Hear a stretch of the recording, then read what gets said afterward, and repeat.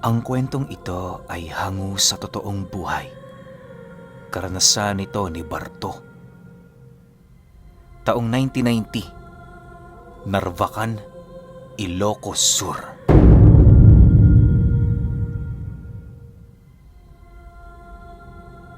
Itong mga panahong ito, nakatira ang pamilya ni Barto sa bahay na bato. Minana pa nila yon sa kanilang mga magulang, kaya na may masasabi nating meron din itong halaga para sa kanilang pamilya. Konting description lang sa bahay nila. Doon kasi mag-uumpisa ang kabuuan ng istorya. Kung hindi ninyo na itatanong, ang bahay nila Barto ay parang ordinaryong bahay lang din, kagaya ng karamihan. Meron yung isang kwarto, maliit na kusina, at isang maliit ding sala. Ang kanilang palikuran, syempre nasa labas ng bahay nila. Bagaman hindi gaanong kalaparan ang bahay nila, kasya naman sila doong 4. Sa loob ng halos humigit 30 taong paninirahan nila Barto roon, masasabi niyang napakarami ng alaala ang dinadala ng bahay na yon. Kahit nga binibili na ito sa kanya, pinipili niya pa ring wag yung ipagbili, alang-alang sa pangako niya sa kanyang mga magulang. Sa paglipas pa ng mga panahong paninirahan nila sa lugar, naging maayos naman ang lahat. Kahit may mga pagkakataon mang paminsang hindi nagiging mabuti ang lagay ng kanilang pamilya, pinipilit nila yung ayusin kahit papaano. Sa pagsapit ng buwan ng Disyembre, habang naglilinis siya ng kanyang silid, meron siyang napansing isang bato na animoy paunti-unti nang nabibiyak. Dahil sa ayaw niyang magkalat ang pira-piraso nitong bahagi sa kanilang silid, nagpasya siyang kunin ang batong yon upang mapalitan ng panibago. Pagkuha niya rito, laking gulat na lamang niya nang makasilay siya ng isang balat ng hayop na nakapulupot. Nakatali ang kabuuan nito ng isang lubid na gawa sa abaka na parabang may kung anong mahalagang bagay ang nakatago roon. Dala ng kuryosidad ni Barto, dali-dali naman niyang binuksan ang balat ng hayop. Paglatag niya nito sa kanilang sahig, bumungad sa kanya ang isang kulay puting libreta na may mga nakasulat na Latin sa bawat pahina. Habang pinagmamasdan niya ang bagay na yon, pumasok sa kanyang alaala kung anong klaseng tao ang kanyang ama. Noon pa man, nasisiguro na niyang hindi ito ordinaryo sapagkat napakarami nitong kinakausap na nilalang, hapon man o umaga. Palagi din noong may mga panauhing bumibisita sa kanila na halos unang beses pa lamang niyang makita. Ayon pa kay Barto na, palagi niyang nasisilayan noon ang kanyang ama na naghahasa ng kanilang talibong tuwing wala yung magawa. May mga pinapangalagaan din yung mga punyal na nasa iba't ibang anyo at estado. Dagdag pa ni Barto na ang labis na pinaka-iniingatan na punyal noon ng kanyang ama ay ang punyal nitong merong kulay itim na talim. Sa pagpapatuloy ng kanyang pagmasid sa punyal na yon, pumasok sa kanyang isipan ng isang ideya kung saan ginagamit ng kanyang ama ang libreta. Ang ginawa niya, binuklat niya ng binuklat ang bawat pahina nito hanggang sa dumating ang puntong doon niya nakita ang punyal na halos buong buhay na dala ng namayapa nilang padre de pamilya. Dahil sa bagay na kanyang nasilayan, minabuti niyang unawain ang lahat ng mga kataga na nakaukit sa libretang kanyang nakita. Hindi naging mahirap para sa kanya na unawain ang lahat ng sinasabi sa librong yon, sa kadahilanang nag-aral din siya ng kakarampot na Latin kahit papaano. Matapos niyang maunawaan na kailangan niya pala ang punyal para mapagana ang bawat buhay na salita sa libretang yon, nagpasya siyang yon ay pag-isipan. Medyo nag-aalangan na kasi noon si Barto, lalo pat sinabay sa kabaong ng kanyang ama ang punyal nitong pinaka-iniingatan. Halos inabot din ng ilang linggo ang kanyang pag-iisip hanggang sa dumating ang puntong nagpasya na siya na kunin ito. Sa pagsapit ng araw ng Biyernes, tumungo si Barto sa sentro kasama ang kanyang panganay na anak. Medyo inagahan pa nila ang pagtungo roon nang sa gayoy hindi sila maabutan ng gabi sa daan. Dahil sa wala siyang pinagsabihan kung kaya't minabuti nilang bilisan ang paghuhukay sa libingan. Kampante naman sila noong walang makakatuklas sa kanilang ginawa sa kadahilanang nasa malapit na puho ng sementeryo nakalagay ang bangkay ng kanyang ama. Napakalayo nito sa daan kaya medyo pahirapan kung tatangkain silang sipatin ng mga taong kasabay nilang bumisita sa lugar. Makalipas lamang ang ilang minutong paghuhukay, doon na nga nila nasilayan ang kabaong ng kanyang ama. Pagtanto ni Barto na kaya na niya yung hilahin papalabas, inabisuhan niya ang kanyang anak na lumayo na muna pansamantala. Kahit labag sa kalooban niyang gawin ang bagay na yon, wala siyang pagpipilian sapagkat yon ang kanyang napagpasyahan. Sa pag-alis niya ng takip ng kabaong ng kanyang ama, bumungad sa kanya ang punyal nitong hawak-hawak. Bagaman matagal ng panahong nakalibing ang ama niyang yon, labis-labis naman ang kanyang pagtataka, gawa ng kahit isang piraso ng butong humimlay sa katawan nito, wala siyang nakita. Pagkuha niya ng punyal na hawak nito, sa hindi inaasahang pagkakataon, biglang naagnas ang buo nitong katawan hanggang sa hindi maglaon, tuluyan ng humiwalay ang buto nito sa katawan.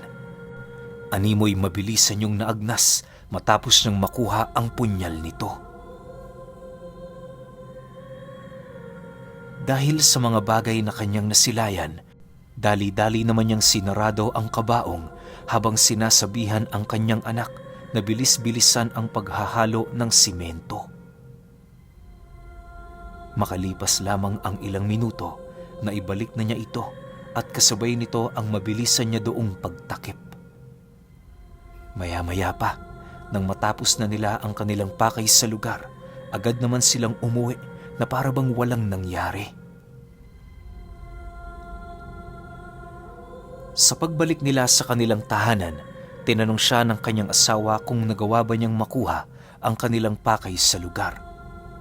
Nang marinig naman ito ni Barto, nakangiting sumagot naman siya dito ng, "Oh, alam mo naman ang ugali ko. Hindi ako uuwi hanggat hindi ko nakukumpleto ang trabaho ko." Nang marinig ito ng kanyang asawa, nagpaalam naman yun sa kanya na tutungo sa kusina para ipagtimpla sila ng kape. Matapos naman niyang marinig ang sinabi nito, minabuti naman niyang magpahinga habang patuloy na pinagmamasdan ang punyal na hawak niya. Sa pagsapit ng takip silim, naging abala si Barto sa pagtutuklas ng lihim na karunungan na tinatangan ng punyal na yon. Habang binubuklat niya ang libretang may kaugnayan sa punyal, napadpad siya sa dulong bahagi nito kung saan doon niya nasilayan ang isang katagang nangangahulugan ng panganib sa paggamit ng nasabing punyal. Ayon sa mga talatang nakasulat roon, ang punyal na yon ay nagdadala ng kamalasan sa kahit sino man, ngunit ang kapalit ng sakripisyong ito ay hindi masukat na kapangyarihan. May kakayahan ng punyal na baguhin ang tadhana ng kahit na sino, kahit pa yon ay may dugo ng mga maharlikang engkanto. May kakayahan din yung tumawag ng kahit na anong nilalang, mapapanig man ng kanan o kaliwa. Dahil sa mga bagay na kanyang nabasa, tila bang napag-isip-isip ni Barto na masyadong makapangyarihan ang punyal na yon. Isipin ninyo, dahil doon may kakayahan siyang hawakan ng kahit na sino man na nagtatangan ng magkabilang panig. Naniniwala siya na ang ganoong uri ng sandata ay hindi mapapantayan ng kahit na anumang agimat o mutya. Upang mapatunayan ang bisa nito, sinimulan niya ang paghahanap sa isang antingero na naging matunog sa kanilang baryo dahil sa paggawa ng mga karumal-dumal na gawain. Nakilala yon bilang manggagamit ng mga babae sa kanilang lugar at mamamatay ng mga matatandang albularyong hindi gaanong malalalim ang lihim na karunungan. Ipinagsabay niya ang pagsasanay sa punyal at ang paghahanap dito hanggang sa hindi naglaon merong nakapagsabi sa kanya ukol sa eksakto nitong kinaroroonan. Matapos siyang mapag-alaman ni Barto, ang ginawa niya sinanay muna ng husto ang kanyang sarili habang pinamamanmana ng tahanan nito sa mga alipin niyang itim na engkanto. Sa paglipas ng mga araw, unti-unti nang nararamdaman ng kanyang asawa ang labis niyang pagkahumaling sa libreta at punyal na nagawa niyang makuha sa puntod ng kanyang ama. May mga pagkakataon ngang dumarating na sa puntong napapabayaan niya ang mga ito, gawa ng mas inuuna niya pa ang mga ritual at panata kesa sa pagtatrabaho. Lumipas lamang ang 1 buwan, nararamdaman na ni Barto ang pagkalakpak ng buhay ng kanyang pamilya. Nakakarinig na din siya ng pagrereklamo galing sa kanyang asawa, subalit hindi niya yun inaalala. Sa pagsapit ng gabi ng linggo, dahil sa tapos na ang kanyang paghahanda, minabuti niyang ituon muna ang kanyang wisyo sa ritual na kanyang gagawin para makakuha ng limpak-limpak na salapi at ginto.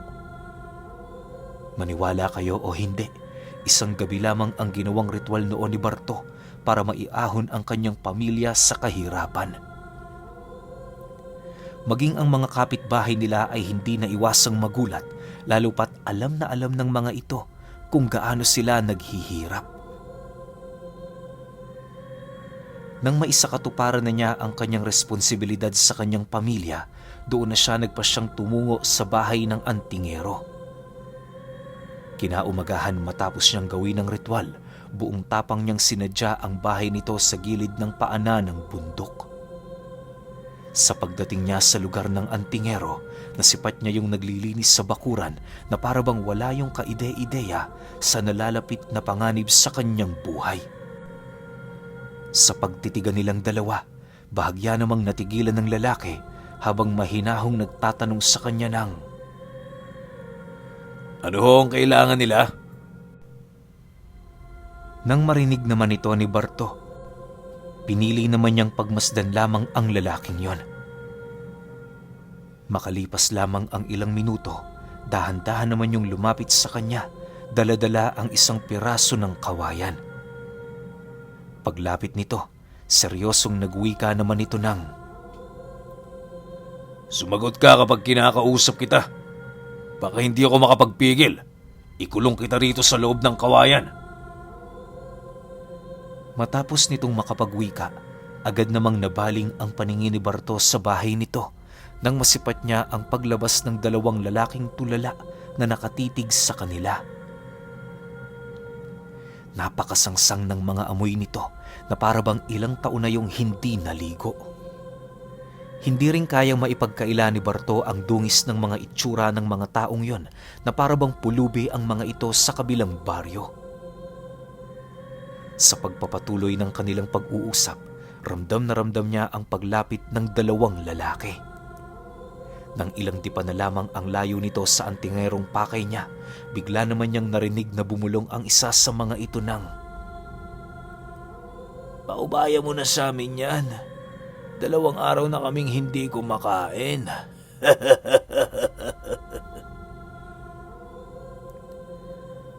Matapos nitong makapagsalita, nasipat niyang ngumisi ang antingerong naroon sa kanyang harapan. Sa isang iglap, biglang nagbago ang pag-uugali nito na parabang meron yung naisip na plano.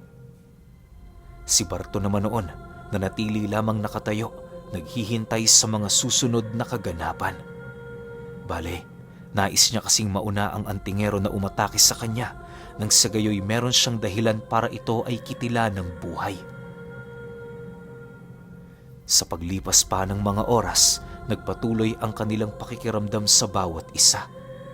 Unti-unti na din niyang nararamdaman ang kawalan ng ganang makipag-usap sa kanya ng antingero, kung kaya't nagpasya na siyang magsalita. "Pasensya ka na, Manong, kung pinaghintay kita. Ayoko kasi makipag-usap sa mga taong mainit ang dugo. Tatapatin na kita. Kaya ako pumunta rito Dahil meron akong pakay sa'yo. Maaari ko bang kunin ang buhay mo? Seryosong tanong ni Barto. Nang marinig naman ito ng antingero, walang pagdadalawang isip nitong hinataw sa kanyang ulo ang daladala nitong kawayan. Ngunit bago pa man yun lumapat sa kanyang katawan, nagawa niya itong maharangan ng kanyang punyal. Sa pagsilay doon ng antingero, bigla namang nanlaki ang mga mata nito nang masipat niya ang napakaraming elementong naninirahan sa punyal na yon. Matapos ang mga bagay na kanyang nasilayan, ipinagtapat ni Barto sa kanya kung maaari ba siyang maging katunggali sa isang duelo hanggang kamatayan. Dahil sa nagkataon naman noong naroon ang mga kaibigan ng antingero, kung kaya't wala yung ibang pagpipilian kundi tanggapin ang kanyang hamon. Nang magkasundo na silang dalawa, tumungo sila sa likod ng bahay nito upang gawin ang kanilang napagkasunduan. Habang naghahanda sila ng kani-kanilang mga karga, inilahad ni Barto na isasabay niya ang dalawa nitong kasama sa kanya. Matapos naman yung marinig ng mga nilalang, tumawa lang naman ang mga ito na parabang isang biro lamang ang mga bagay na kanilang narinig. Lumipas pa ang ilang minuto, nag-umpisa na nga ang nasabing duelo. Sa unang 5 minuto ay naging madugo agad ang laban, gawa ng masyadong agresibo ang antingerong nais niyang kitila ng buhay. Habang umaatake ito, purong depensa lang naman ang kanyang ginagawa dahil nais niyang pag-aralan ang lahat ng taktika nito sa pakikipaglaban. Makalipas pa ang 1 oras, tila bang hindi na sila gaanong makatayo ng tuwid sa kanilang kinaroroonan. Ang dalawa namang kasama ng antingero ay maigi lamang na nagmamasid, naghihintay sa nalalapit na pagbagsak ni Barto. Maya-maya pa, bigla naman siyang napahandusay sa lupa nang tamaan siya sa katawan ng kawayan. Sinubukan niya pa noong tumayo pero wala nang lakas ang kanyang mga binti para gumalaw. Matapos naman itong masipat ng antingero, nakangisi naman yung naglakad papalapit sa kanya habang nagsasabi ng, "Ano? Puro ka lang ba salita? Yan ang mahirap sa mga taong kagaya mo. Nagsasalita lamang ng walang basihan at kakayahan. Dahil sa kapangasan mo, pinaaga mo lang ang iyong buhay." Nang marinig naman ni Barto ang sinabi nito, nagpasya siyang gamitin na ang kanyang huling alas sa pakikipaglaban. Paghawak niya ng mahigpit sa punyal na kanyang tinatangan, buong lakas niya yung itinarak sa kanyang dibdib na siyang naging sanhi upang mapasigaw siya ng sobrang lakas. Segundo lang noon ang lumipas nang biglang tumayo itong si Barto na nanlilisik ang mga mata. Panay din ang pagngisi nito na parabang alam na niya kung sino ang magtatagumpay sa kanilang duelo. Sa pagtayo niya, dali-dali naman niyang sinugod ang antingero at walang awa yung ginilitan sa liig ng kanyang punyal. Pagbagsak nito sa lupa, gulat na gulat naman yung tumitig sa kanya. Gawa ng hindi nito lubos sukat akalain na meron palang kakayahan itong si Barto na makabasag ng kabal at puder sa katawan. Pinilit pa noong tumayo ng antingero pero huli na ang lahat para sa kanya. Lumipas pa ang ilang minuto, hindi naglaon tuluyan na din yung binawian ng buhay. Dahil sa medyo makulimlim na noon ng hapon, kaya na may labis-labis na lamang ang pag-aangil ng dalawa nitong kasama. Pagsilay ni Barto na unti-unti nang humahaba ang mga kuko nito, doon na niya tuluyang nakumpirma na ang dalawang yon ay paniguradong mga aswang. Habang pinagmamasdan niya ang pagbabagong anyo ng mga nilalang, minabuti naman niyang kumuha ng mga buhay na salita sa libretang kanyang tinatangan. Ginawa niya ito nang sa gayoy hindi siya malagay sa alanganin sa dalawa niyang kalaban. Maya-maya pa, bigla namang napaatras itong si Barto nang masipat niya ang dalawang mabilisang kumaripas ng takbo patungo sa kanyang kinaroroonan.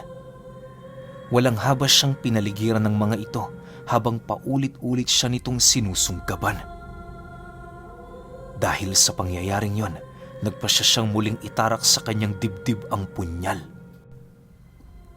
Ayon kay Barto, na ang abilidad ng punyal ng kanyang ama nakadepende sa kung ilang beses mo yung itatarak sa iyong katawan. Yun lang kasi ang nag-iisang paraan para masakop ang katawan ng nagtatanga ng punyal ng mga elemento na naninirahan dito. Dagdag pa ni Barto na kadalasan ang ginagamit niyang abilidad sa pakikipaglaban ay purong kaliwa lamang. Ang karunungan niya sa kanan, ginagamit niya para makatulong sa tao at hindi makapangwasak ng nilalang. Sa halos 5 beses niyang pagtarak ng punyal sa kanyang katawan, hindi na niya kayang matukoy pa kung sino ang kalaban sa kaaway. Para na siya noong diablong nagwawala na animoy ang nais niya, makadakip ng kahit na anong nilalang na maaaring mapagbuntungan niya ng kanyang galit. Sa pagsilay niya sa 2 aswang na pumapaligid sa kanya, maigi naman niyang nilingon ang paggalaw ng isa sa mga ito habang patuloy yung pinag-aaralan. Bagaman may mga pagkakataong pilit na binunot ng mga aswang ang punyal na naroon sa kanyang dibdib, nagagawa naman niya yung mapigilan sa pamamagitan ng pagsapak sa mga ito. Aminado naman kasi noon si Barto na ang nag-iisang kahinaan ng kanyang armas ay ang pagbunot lamang sa katawan niya kung saan yon nakatarak. Sa oras na humiwalay yun sa kanyang katawan, para siyang lobong sisingaw hanggang sa tuluyan na siyang mawala ng lakas para makipaglaban. Dahil sa kahinaan niyang yon, kaya na may palaging nakataas ang kanyang depensa. Lumipas pa ang ilang minuto, muli niyang naramdaman ng walang habas na pagsugod ng mga aswang. Nang masipat naman niya ang isa sa mga ito na mabilisang tumalon sa kalangitan, dali-dali naman niya yung hinawakan sa bewang at kasabay nito ang walang habas niya ditong pagbalibag sa lupa. Matapos niya yung gawin, kitang-kita naman niya ang kawalan ng malay ng aswang dahil sa pinsala nitong natamo. Maya-maya pa, nang akmang gagapang na yun papalayo, agad naman niya yung hinawakan sa paa habang itinuturo dito ang paglayo ng ulap sa araw. Pagsilay doon ng aswang, wala na itong nagawa kundi ang mapasigaw habang tinatakpan ang kanyang mga mata. Sa pagliwanag ng araw sa lupa, bigla naman yung naagnas at kasabay nito ang mabilisan namang pagpasok sa loob ng bahay ng antingero ng kasama nitong aswang. Bagaman malapit nang tumalikod ang araw sa kalupaan, pinili pa rin itong magtago sa kadahilan ng alam nito sa kanyang sarili na maaari niya pa rin ikamatay ang ganoong sikat ng araw. Nang mapansin naman ni Barto ang ginawa nito, hindi na siya nag-atubili pang puntahan ng nilalang para kalad ka rin yun papalabas ng bahay. Dahil sa kanyang lakas na ipinamalas, kaya na may wala nang nagawa ang nilalang na yon, kundi ang mapakapit sa sahig ng bahay habang patuloy na nag-aangil. Paglabas nilang dalawa, agad din namang naagnas ang binti nito na siyang naging sanihi upang kumalasyon ng tuluyan sa kanyang katawan. Matapos yung maramdaman ng nilalang, tanging pagsigaw na lamang ang nagawa nito habang hinihintay ang nalalapit na pagwawakas ng kanyang buhay. Matapos malipol ni Barto ang antingero at 2 aswang, doon na niya kinuha ang kanyang punyal sa dibdib. Pagkalas ng bisa nito sa kanyang katawan, halos mawala na siya ng wisyo, subalit pinilit naman niya ang kanyang sarili na manatiling nakatayo.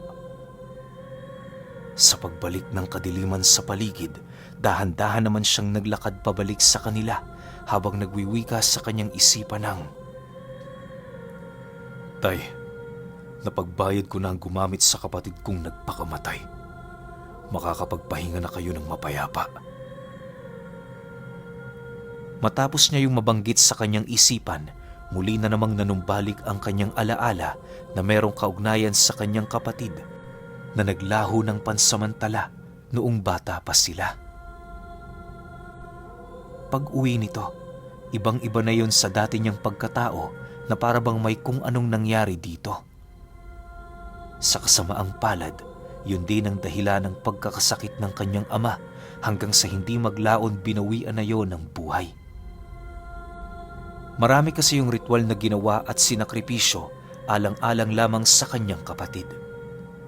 Pero alam niyo ba na sa lalim ng kwento ng nakaraan itong si Barto, minabuti na lamang niyang ibahagi lamang ang iilan sa mga istorya niyang bukal sa kanyang kalooban. Sa paglipas ng mga araw, magmula noong nangyari ang insidenteng yon, ginawa niya ang lahat para maibalik sa normal ang kanyang pamilya. Hindi naglaon, naisipan na din nilang lumipat sa ibang lugar na siya namang naging dahilan ng pagkawasak ng kanilang bahay na bato. Pero ayon sa nagpasa ng kwentong ito, ang hindi niya talaga makakalimutan sa lahat ng naging kwento ni Barto sa kanya ay kung papaano siya lumalakas kapag ginagawa niya yung pagsaksak sa kanyang sarili ng punyal.